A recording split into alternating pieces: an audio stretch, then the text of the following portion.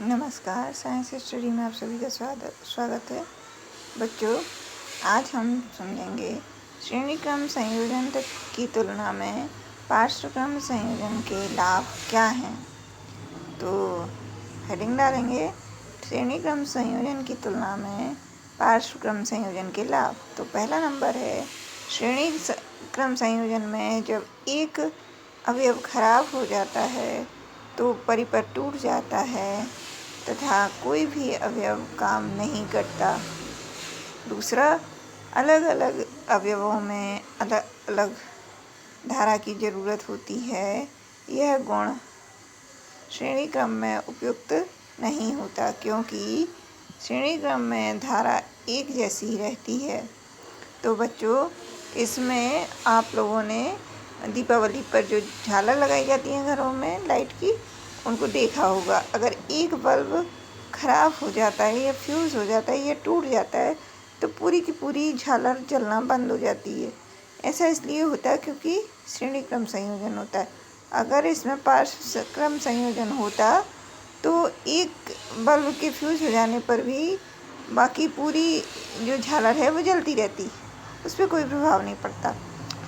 दूसरी चीज़, जो बल्ब जैसे यूज़ किए जाते हैं उनमें सभी में अलग अलग धारा की ज़रूरत होती है, लेकिन सीरीज में ऐसा उनका ये गुण सही नहीं होता है। वहाँ पे जितनी धारा होती है वही पूरे में विभाजित हो जाती है, यानी उतना वोल्टेज जितना उसे वोल्ट चाहिए है वो सब में बराबर बराबर डिवाइड हो जाता है। अगर बल्बों की संख्या कम कर दें तो भी कोई फ़र्क नहीं पड़ेगा, वो उतनी ही रोशनी करेगा। और बल्बों की संख्या ज़्यादा कर दें तो भी उतनी ही रोशनी करेगा। अगला है, पार्श्वकृत संयोजन में प्रतिरोध कम होता है, यानी इसमें प्रतिरोध कम होता है। अगला प्रश्न है, विद्युत धारा के तापीय प्रभाव को समझाइए।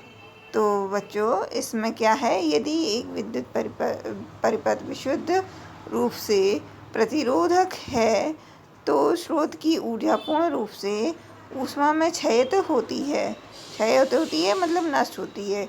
इसे विद्युत धारा का तापीय प्रभाव कहते हैं। इसका सूत्र है ऊर्जा बराबर शक्ति गुणा समय, यानी ऊर्जा का सिंबल होता है H और शक्ति यानी P और T यानी टाइम, यानी H equal to P into T और P इक्वल टू होता है VI। तो अब VI की जगह अपन उसका मान रखेंगे तो क्या आएगा, H equal to VI into TI। तो इसको H equal to VI into TI को जब हम इधर पे V इक्वल टू IR होता है क्योंकि, तो उसमें कन्वर्ट करेंगे, V का मान रखेंगे तो क्या हो जाएगा, H इक्वल टू, ये दोनों I का पर स्क्वायर चढ़ जाएगा तो I square equal to H equal to I square RT।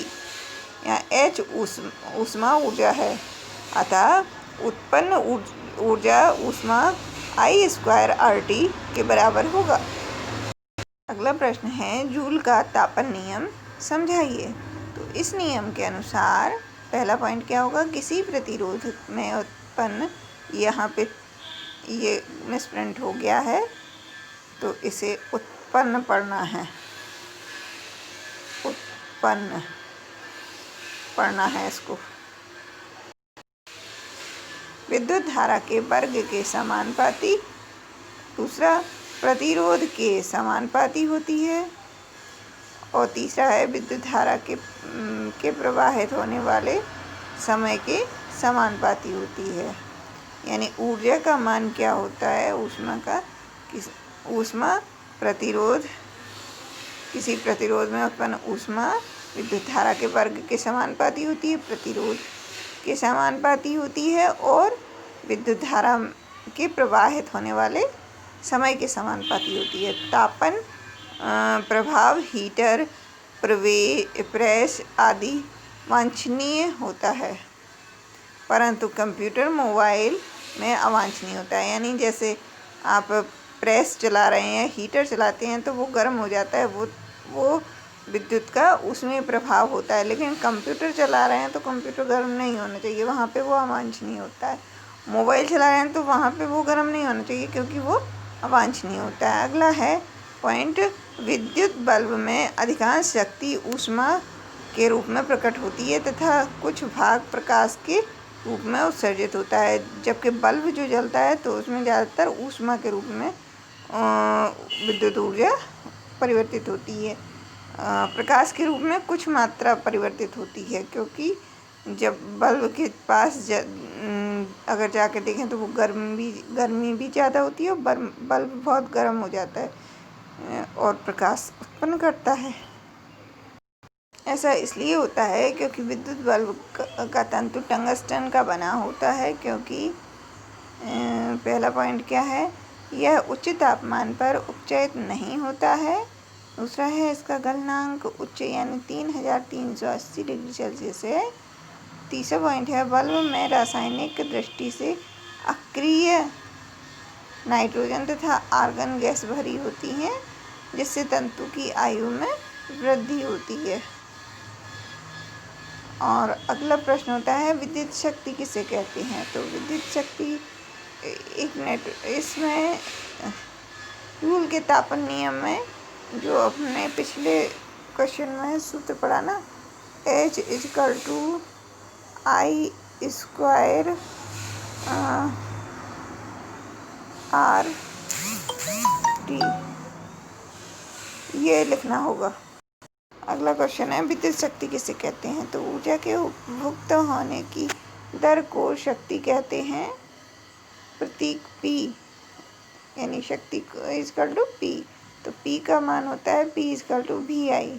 तो P = I² R = V²/R।